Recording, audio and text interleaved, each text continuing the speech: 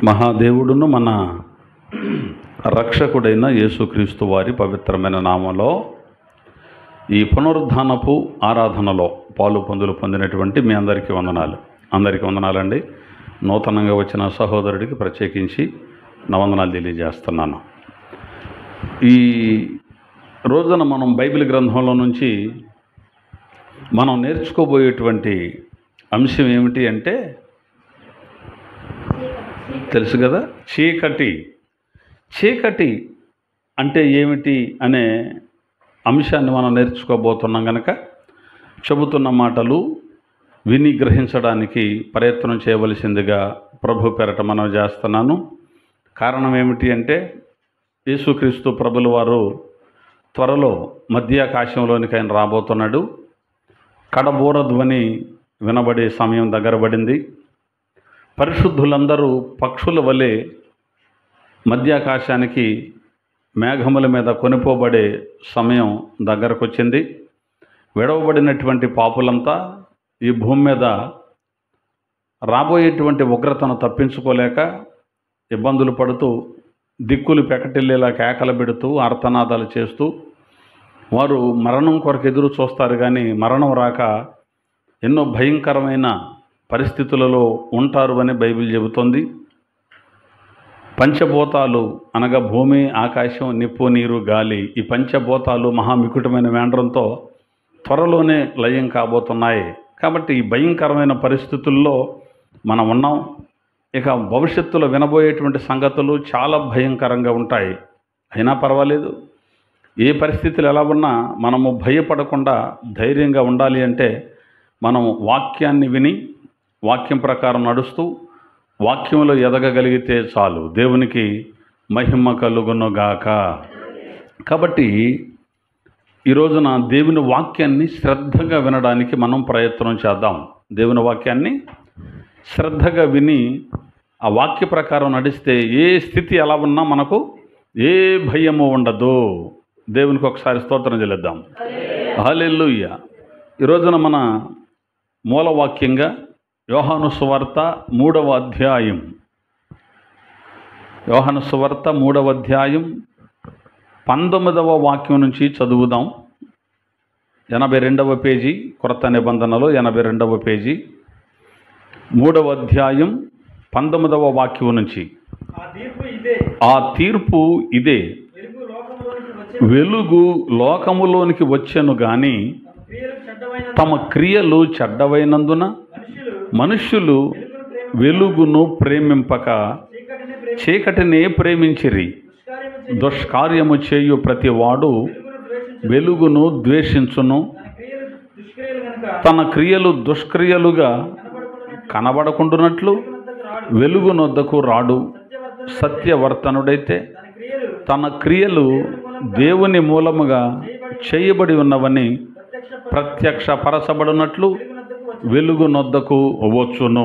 చాలండి, ఇక జాగ్రత్తగా చెబుతున్న ఈ మాటలు వినడానికి మనం ప్రయత్నం చేద్దాం. యోహాను సువార్తలో ఇప్పుడు మనం చదివినటువంటి భాగం, ఆ తీర్పు ఇదే, వెలుగు లోకములోనికి వచ్చెను కానీ తమ క్రియలు చెడ్డవైనందున మనుషులు వెలుగును ప్రేమింపక చీకటినే ప్రేమించిరి అని ఇక్కడ బైబిల్లో వ్రాయబడుతూ వచ్చింది. ఇక్కడ మనుషులట వెలుగును ప్రేమించకుండా చీకటిని ప్రేమించారు. ఎందుకని మనుషులు వెలుగును ప్రేమించలేదు? ఎందుకని చీకటిని ప్రేమించారు?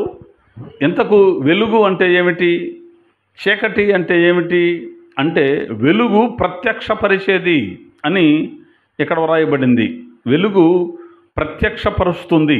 ప్రత్యక్షత అనగా చూపిస్తుంది, అంటే ప్రత్యక్షత అనగా కనబడేది అని అర్థం. వెల్లడి అయ్యింది అని అర్థం, అంటే వెల్లడి చేస్తుంది దేన్నైనా. అక్కడ ఏ ఆటంకం అభ్యంతరం లేకుండా ముసుగును తొలగించే దానిని వెలుగు అంటారు. చీకటిలో ఉన్న వ్యక్తి టార్చ్ లైటు వెలిగించినప్పుడు ఎదురుగా ఏముందో మనకు అర్థమవుతుంది, లేదు లైట్ వేసినప్పుడు ఆ గదిలో ఏముందో మనకు తెలుస్తుంది.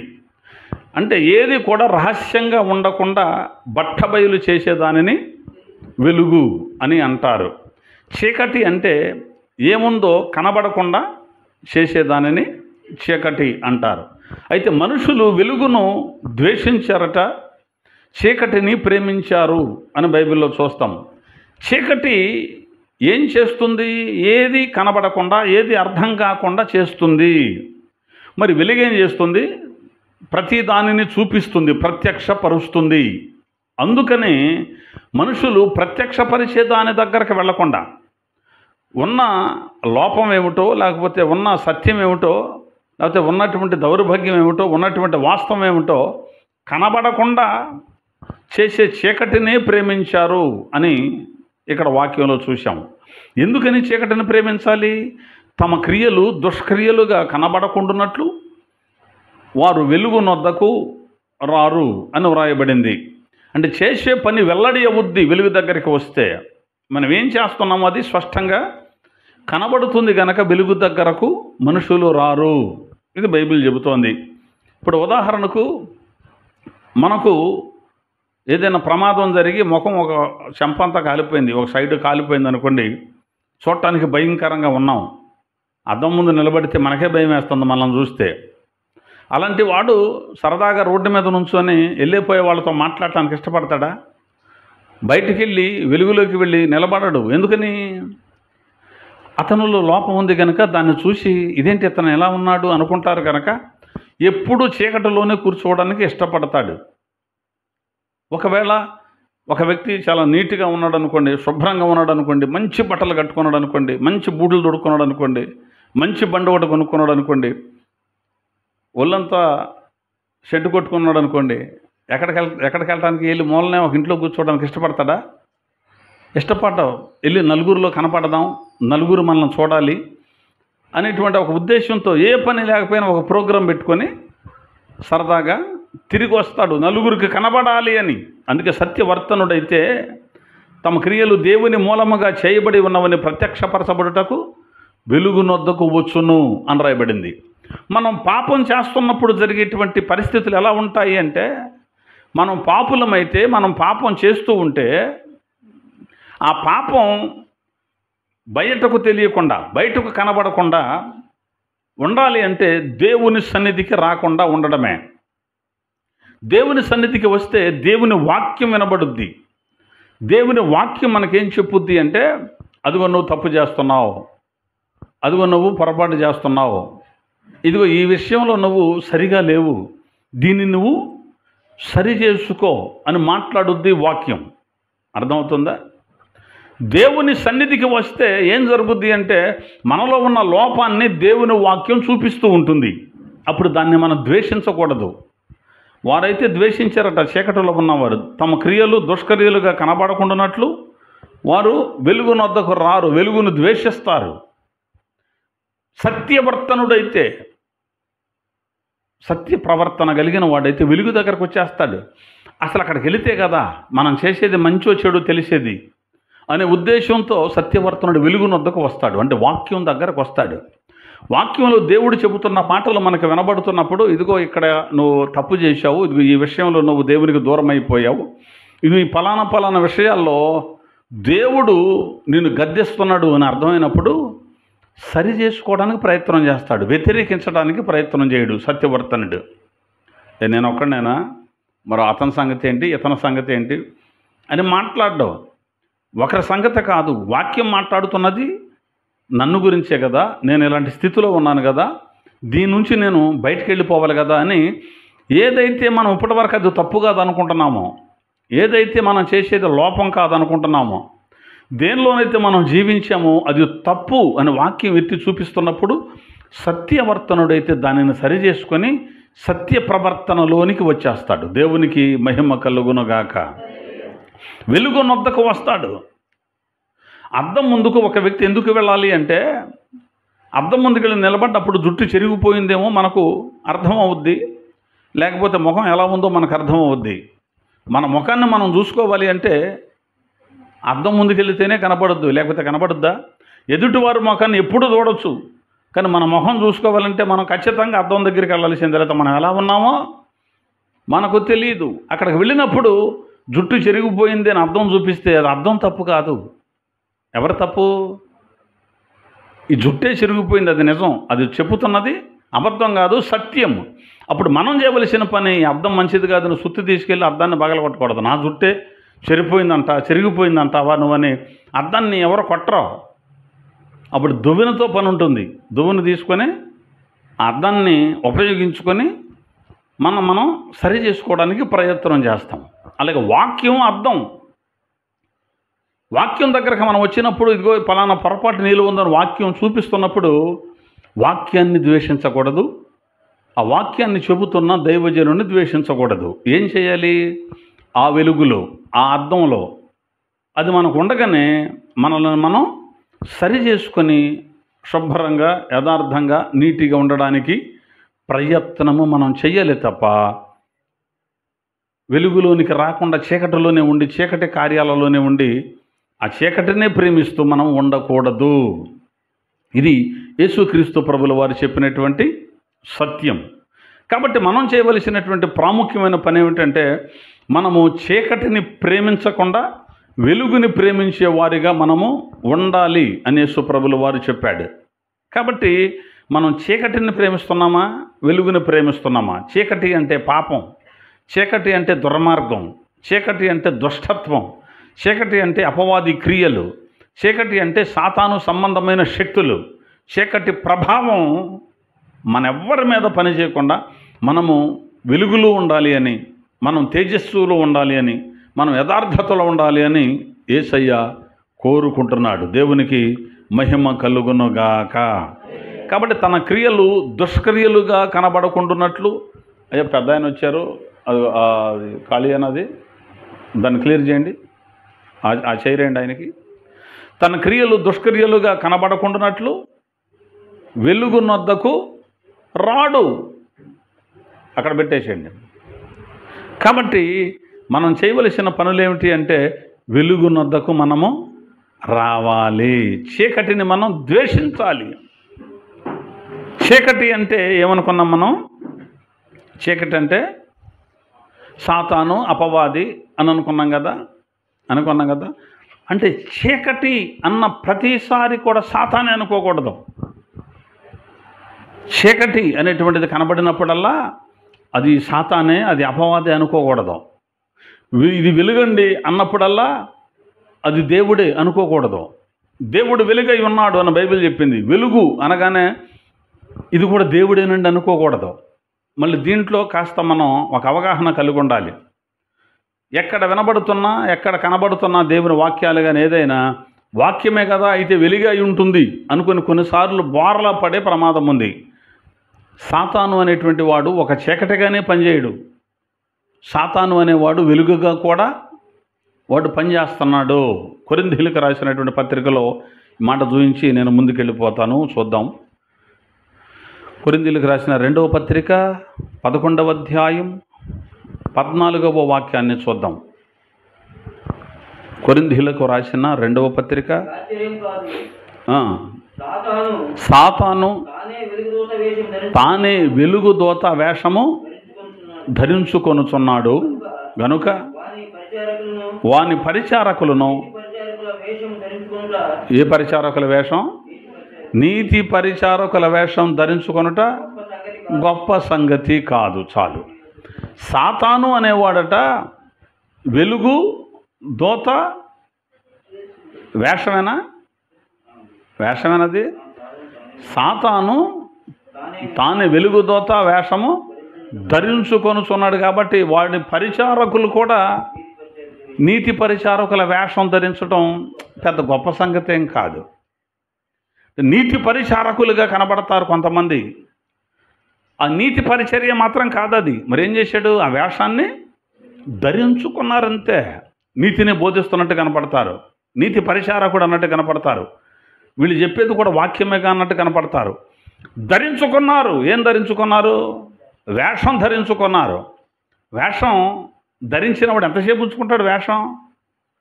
కాస్త స్టేజ్ మీద నిలబడి ఆడినంతసేపే. అసలు ఆడు మూతే పేడి మూతి, ఇంత మేసాలు పెట్టి తిప్పారు, పెద్ద పెద్ద మేసాలలాగా వేసుకున్నాడు వేషం. ఎంతసేపు వేస్తాడు ఆ వేషం?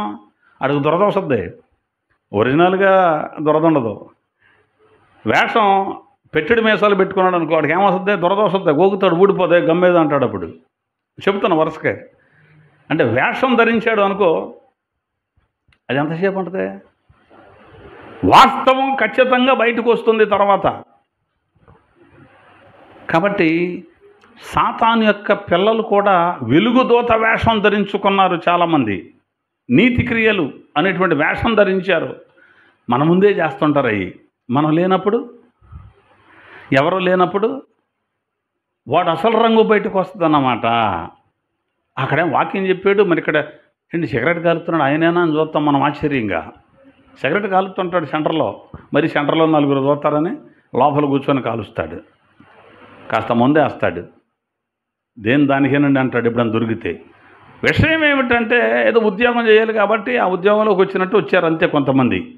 కాబట్టి మనం ఎలా గుర్తుపట్టాలి? వీడు వేషం ధరించాడా, వీడు సత్యవర్తనుడా అని ఎలా గుర్తుపట్టాలి అంటే అతని ఫలమును బట్టి, అతని క్రియలను బట్టి మనము గుర్తుపట్టాలి. సాతాను కూడా ఏ వేషం ధరించాడు? వెలుగుదూత వేషం. చీకటి అంటే సాతాను కదా, మరి వెలుగుదూత వేషం ఎలా ధరించాడు? వేషమే కదా, తొడుక్కున్నాడు అంతే. నల్లబట్ట తీసేసి తెల్లబట్ట వేసాడు అంతే. బా తెల్లబట్టలు ధరించుకొని వెళ్తున్నారండి అనుకుంటున్నారు చూసిన వాళ్ళు. సాతానుగాడు కూడా మారిపోయాడండి అనుకుంటున్నారు చాలామంది. వాడు చెప్పేది మన మేలు కోసమే కదా అన్నట్టుగా ఉంటుంది. సాతాను బోధ మన మేలు కోసం అన్నట్టుగా ఉంటుంది. అన్ని మేలులే, ఎక్కడ కీడు ఉండదు. ఇది తింటే చచ్చిపోతావు అనేమో దేవుని బోధ కఠినంగా ఉంటుంది. సావనే చావరు. ఎంత అద్భుతంగా ఆశీర్వాదకరంగా ఉంది. మీరు చావరు అన్నప్పటికీ ఎంత బాగుంటుందండి వినటానికి. అసలు బోధ అంటే ఇదండి అన్నట్టుంటుంది. మీరు చస్తారు అంటే ఎప్పుడు ఇదే బాధ కఠినంగా ఉంటుంది. అసలు అక్కడికి వెళ్తే చూడు ఎంత బాగా చెప్తాడు. మీరు చావనే చావరు, మీ కన్నులు తెరవబడతాయి, మీరు దేవతలైపోతారు అన్నప్పటికీ ఎంత బాగుంటుంది. సాతాను బోధకు దేవుని బోధకు వ్యత్యాసాన్ని గమనించాలి. పగవాడు లెక్కలేనన్ని ముద్దులు పెడతాడట. ముద్దు పెట్టుకుంటే ఏమనుకుంటాం? ఎంత ప్రేమ ఉందో అనుకుంటాం. ప్రేమ ఉంటేనే కదండి ముద్దు పెట్టేది అని మళ్ళీ వాదనలు దీనికోసం. కానీ పగవాడు ఎన్ని ముద్దులు పెడతాడు? లెక్కలేనన్ని. స్నేహితుడు మేలు కోరి, అది పాయింట్, గాయం చేస్తాడు. గాయం చేసేప్పుడు స్నేహితుడా శత్రువా? కానీ స్నేహితుడు మేలు కోరి గాయం చేస్తాడు. రాయ్ నీ బ్రతుకు మార్చుకోరా, ఇది సరైన పద్ధతి కాదు, నువ్వు ఇలా బ్రతికితే నువ్వు నరకానికి పోతావు అని కఠినంగా మాట్లాడతాడు స్నేహితుడైతే. పగవాడైతే నీ వల్ల అయింది ఇది, అసలు ఇంకొకటైతే అవుద్దా, అబ్బో అసలు ఏదైనా ఇక నువ్వేరా మాకు లీడర్వే అన్నప్పటికీ వీడి కొద్దిగా ఉబ్బి ఉండదంతా వదిలించుకుంటాడు. మళ్ళీ రేపు వీడి దగ్గర మొత్తం అయిపోయారా బాబాయ్ మరి ఏమన్నా పోరా అవతలకే, నువ్వు ఒక బజారుడివి, నీతో పెట్టుకుంటే మేము కూడా నీలాగా అయిపోతాం అంటాడు. మళ్ళీ ఆడే నీ దగ్గర ఉన్నంతసేపు గొరికేశాడు, తర్వాత నిన్ను దూరం చేస్తాడు. అలాంటిది కాదు వాక్యం. నీ స్థితిని చూపించేది వాక్యం, నీ స్థితిని సరిచేసేది వెలుగు. అయితే వెలుగు అనగానే ప్రతిదీ నమ్మడానికి వెళ్ళేది వేషధారి అయిన వెలుగా, స్వతహాగా వెలిగే వెలుగా అనేది మనం క్రియలను బట్టి మనం గుర్తుపట్టాలి, పనులను బట్టి గుర్తుపట్టాలి. వేషదూత వెలుగు దూత వేషం అయితే ధరించుకున్నాడు కానీ వాడు సాతానే. అలాగే నీతి పరిచారకుల వేషం కొంతమంది ధరించుకున్నారు కానీ వాళ్ళు కూడా సాతాను ఏజెంట్లే. సాతాను ఏజెంట్లు చాలామంది ఉన్నారు. డబ్బుల కోసం కక్కుర్తిపడి సువార్త నమ్మేవాళ్ళు, సువార్తను ఎలా పడితే అలా ప్రకటించేవాళ్ళు. ఏదైనా వాక్యమే లేవండి, ఏదైనా సంఘమే లేవండి, ఏదైనా బైబిలే కదండి అని దుర్మార్గపు మార్గంలో నడిచేటువంటి వ్యక్తులు చాలామంది ఉన్నారు. దుర్మార్గాన్ని బోధించే వాళ్ళు చాలామంది ఉన్నారు. ఏసే దేవుడు కాదని చెబితే నెలకింత ఇస్తామంటే ఇల్లు చేరిపోయే వాళ్ళు ఉన్నారు. అర్థమవుతుందా? విగ్రహారాధన చేయొచ్చు పర్వాలేదు, నువ్వు బోధిస్తే ఇదిగో నెలకింత ఇస్తామంటే వీళ్ళు దాన్ని బోధించడానికి ప్రయాణమైనటువంటి వెలుగుదూత వేషపు దెయ్యంగాళ్ళు చాలామంది ఉన్నారు. కాబట్టి మనం కనిపెట్టాలి. వెలుగు అనగానే అంతా వెలుగే అనుకోవద్దు. వాక్యం అనగానే వినబడేదల్లా దేవుని వాక్యం వెళ్ళండి అనుకోవద్దు. సాతానుగాడికి దారి దొరక్క దేవుని పిల్లలను పాడు చేయడానికి దేవుని దారిలోనే వస్తున్నాడు, వచ్చేసాడు. అందుకే బండ మీద సర్పపు జాడ మీరు కనిపెట్టలేరు అన్నాడు. బండ ఉంది, బండ మీద సర్పం వెళ్ళింది, ఇలా వెళ్ళిపోయింది. ఆ జాడ ఏమన్నా తెలుసుద్దా మనకే? తెలీదు. ఎలా తెలుస్తుంది? అదే ఇసుక అనుకో, ఇసుక అయితే ఇదిగో ఇటు పాము వెళ్ళింది, అమ్మో ఇంతలా ఉందని చెబుతాం.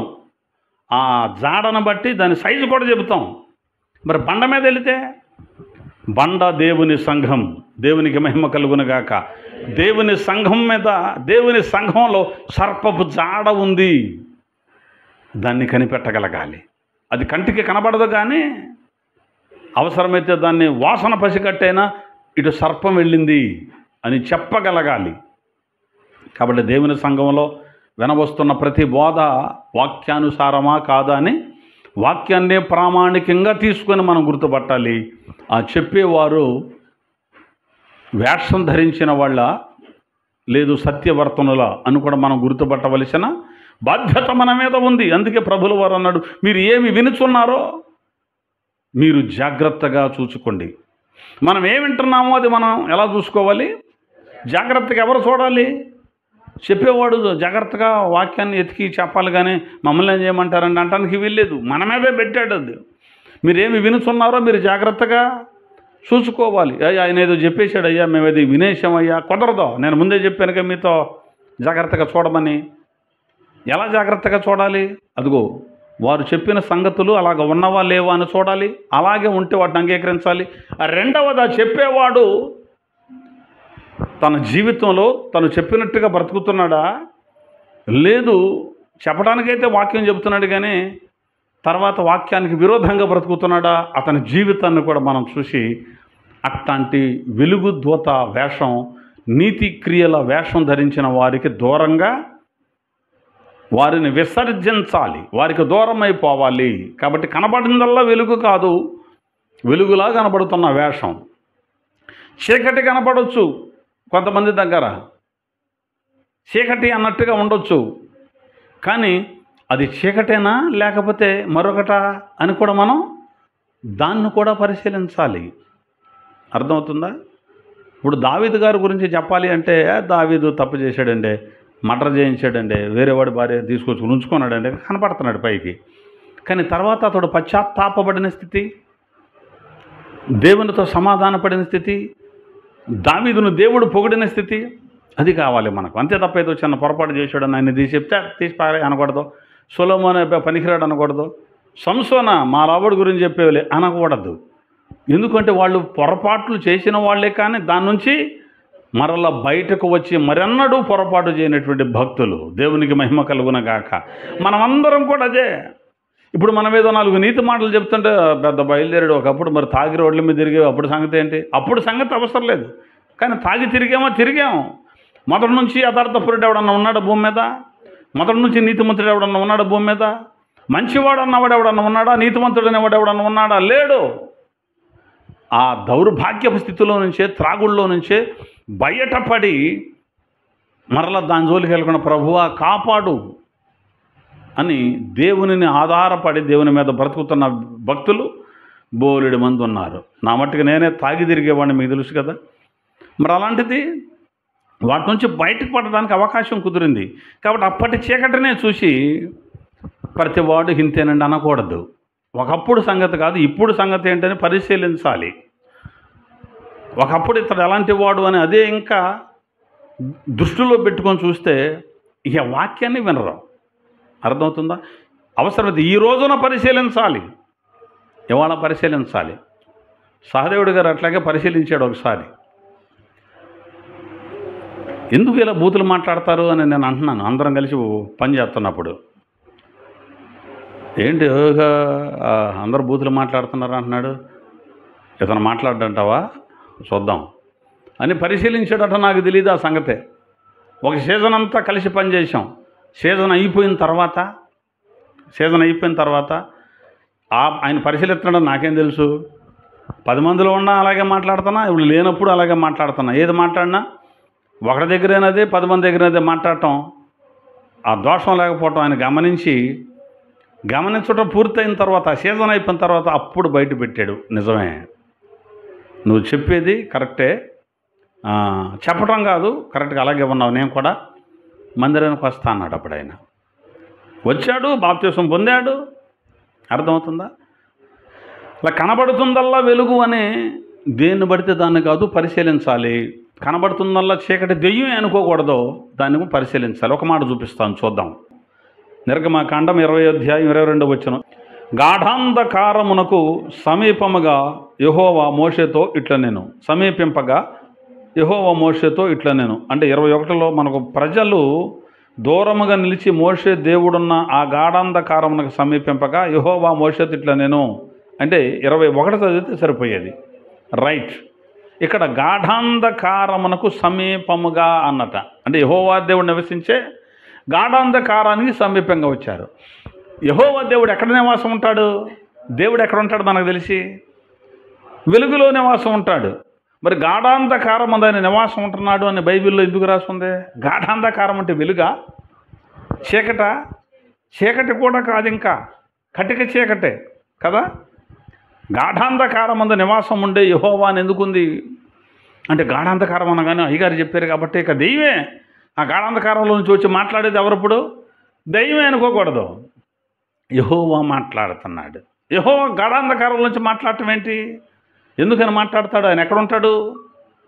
సమీపింపరాని తేజస్సులో ఆయన మాత్రమే వసించుచు అమరత్వము గలవాడై ఉన్నాడు. ఇది బైబిల్ ఇస్తున్న సాక్ష్యం. సమీపింపరాని తేజస్సు అంటే వెళ్ళలేనటువంటి వెలుగు అని అర్థం. అక్కడ ఎంతమంది ఉన్నారు? ఆయన మాత్రమే ఉన్నాడు. ఆయన మాత్రమే అంటే దేవుడు మాత్రమే ఉన్నాడు. దేవుడు అనేటువంటి ఆయనలో ముగ్గురు వ్యక్తులు ఉన్నారు. ఆ ముగ్గురు అక్కడే సమీపింపరాని తేజస్సులో ఉన్నారు. ఇది దేవుడు నివాసం. మరి గాఢాంధకారమందు నివాసం అన్నాడు ఎందుకు అంటే దేవుడు మోషేతో మాట్లాడాలి అనుకున్నప్పుడు, దేవుడు తన భక్తులతో మాట్లాడాలి అనుకున్నప్పుడు అదే వెలుగులో నుంచి వచ్చాడనుకో బూడిదైపోతాం. ఏమైపోతాం? బూడిద ధూళి ఫంట లేచిపోయేంత స్థితిలోకి వస్తాం కూడా. ఆ వెలుగును కప్పుకోవడానికి గాఢాంధకారాన్ని దేవుడు అడ్డం పెట్టుకున్నాడు. చీకటిని అడ్డం పెట్టుకున్నాడు. ఆ చీకటి అడ్డం పెట్టుకున్న చీకటిలో నుంచి మాట్లాడితే తప్ప మనం నిలవలేం. మోషేతో మాట్లాడటానికి వచ్చినప్పుడు, భక్తులతో మాట్లాడటానికి వచ్చినప్పుడు దేవుడు తన వెలుగును వదిలిపెట్టి తన మహిమను తగ్గించుకొని అయినా చూడలేరు. ఇంకా గాఢాంధకారంలో నుంచి మాట్లాడతాడు. మోషేతో దేవుడు మాట్లాడి 10 ఆజ్ఞలు గల పలకలు ఇచ్చాడా? అవి పట్టుకొని వచ్చాడా? మోషే వచ్చినప్పుడు మోషే ముఖాన్నే చూడలేకపోయారంట జనం. ఎందుకని? వెలుగుతోంది. అప్పుడు మోషే ఏం చేశాడు మరి? ఆ ప్రజలతో మాట్లాడటానికి వచ్చి వీళ్ళు నా ముఖం చూడలేకపోతున్నారు, నా ముఖం వెలిగిపోతుంది కాబట్టి అని ఏం చేశాడు? ముసుగేసుకున్నాడండి. ముఖం మీద ముసుగేసుకొని మాట్లాడాడు ఇశ్రాయేలీయులతో. వాళ్ళకి అదే మూసుకుంది కొంతమందికి అన్నాడు పౌలు భక్తుడు. ఇంకా అదే మూసుకుంటాం వల్ల అర్థం కావట్లేదు అన్నారు కొంతమంది. ఇది పౌలు భక్తుడు కొత్త నిబంధనతో మాట్లాడుతూ 40 రోజులు భోజనం చేశాడా? నీళ్లు తాగాడా? మోషే స్నానం చేశాడా? 40 రోజులు స్నానం చేయకపోతే మొహం ఎట్టుంటుంది? 40 రోజులు భోజనం చేయకపోతే ఎట్టుంటుంది? 40 రోజులు మంచినీళ్ళు తాగకపోతే ఎట్టుంటుంది? వెలిగిపోద్దా? ఏం లేదు, ఇప్పుడే పోస్ట్ మార్టం చేయడానికి సమాధిలోంచి బయటికి లేపినలాగా ఉంటుంది మనకైతే. కానీ దేవునితో మాట్లాడుతూ దేవునితో గడిపినటువంటి ఆయన ముఖం ఎలా ఉందట? వెలుగుతోంది. కాబట్టి మనం గమనించాలి, చీకటి అంటే సైతాను, వెలుగు అంటే దేవుడు అనుకున్నాం. రైట్. అయితే కొన్ని సందర్భాలలో కొన్ని పరిస్థితులను బట్టి చీకటిలో నుంచి వినబడుతున్న స్వరం అది దైవ స్వరం అవ్వచ్చు, వెలుగులో నుంచి వినబడుతున్న స్వరం అది సైతాను స్వరం అవ్వచ్చు. మరి ఎలా గుర్తుపట్టాలి? దాని ఫలమును బట్టి గుర్తుపట్టాలి. మత్తయి సువార్త ఆ మాట చూపించి నేను ముందుకు వెళ్ళిపోతాను. మత్తయి సువార్త 7వ అధ్యాయం 16వ వచనం నుంచి చూద్దామా? 7:16.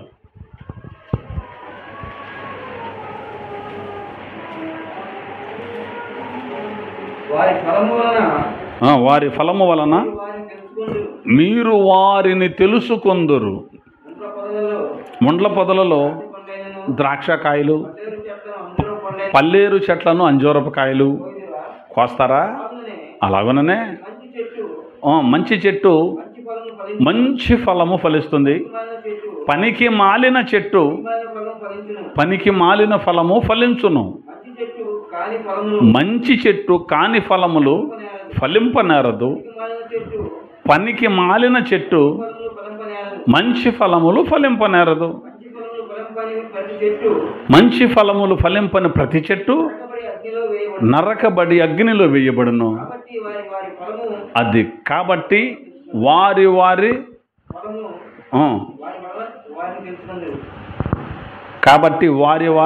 ఫలము వలన వారిని మనం తెలుసుకుంటాము. అంతేనా? ఫలమును బట్టి తెలుసుకుంటాం ఈ చెట్టు మంచిదా చెడ్డదా అని. అర్థమవుతుందా? అలాగే ఇతడు మంచివాడా చెడ్డవాడా అని దేనిని బట్టి తెలుసుకుంటాం? క్రియలను బట్టి, చేస్తున్న పనులను బట్టి మంచివాడా చెడ్డవాడా అని తెలుసుకుంటాం. మంచివాడులాగా కొంతసేపు ఉండొచ్చు. అర్థమవుతుందా? మంచివాడులాగా కొంతసేపు నటన చేయవచ్చు, మంచివాళ్ళలాగా నటించవచ్చు. కానీ ఎంతవరకు నటిస్తాం? ఇది కొంతవరకే. తర్వాత నటన ఉండదు, ఆ నటన బయటపడిపోద్ది. అలాగే ఆ ఫలం వచ్చే వరకు కూడా ఎవడ మంచివాడు ఎవడ చెడ్డవాడని వెంటనే డిక్లేర్ మనం చేయొద్దు. పలానా వాళ్ళు అనగానే ఏదో ఈ పూట పరిచయం రెండు మాటలు మాట్లాడితే వాళ్ళు నెంబర్ 1 అండి, వాళ్ళు క్లాస్ అండి, ఏ క్లాస్ అండి, అసలు వాళ్ళు ఏదో అనుకున్నా కానీ చాలా మంచి వాళ్ళు అండి, చాలా ఇదని వాళ్ళ గురించి మనమే డబ్బా గట్టి కొట్టామనుకో, రేపటి రోజున కొంతకాలం గడిచిన తర్వాత వాళ్ళ అసలు బుద్ధి బయటపడితే మళ్ళీ అదే నోటితో మళ్ళీ మనం ఏమనాలి? ఏది అనుకున్నాం కానండి వాళ్ళు అలాగండి వాళ్ళు ఎలాగండి అంట. అందుకని తొందరపడి మనం ఒక నిర్ణయానికి రావద్దు. ఎవరి విషయంలో కూడా తొందరపడి నిర్ణయానికి రావద్దు. ఆ ఫలం వలన మనకు అర్థమవుతుంది.